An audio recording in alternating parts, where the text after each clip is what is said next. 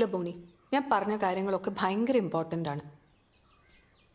പിന്നെ നമ്മുടെ മാരേജ് കഴിഞ്ഞാൽ ബോണി എൻ്റെ വീട്ടിൽ വന്ന് നിൽക്കാന്ന് പറഞ്ഞത് നല്ലോണം ആലോചിച്ചിട്ടല്ലേ?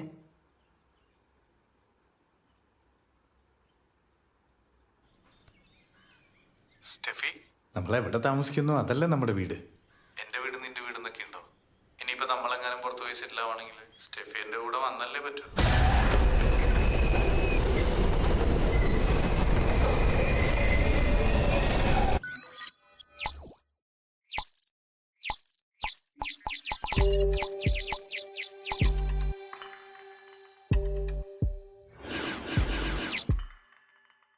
സ്റ്റെഫി, ഞാൻ ഒരുപാട് വിളിച്ചു, മെസ്സേജ് അയച്ചു, റിപ്ലൈ ഒന്നും തന്നില്ലല്ലോ.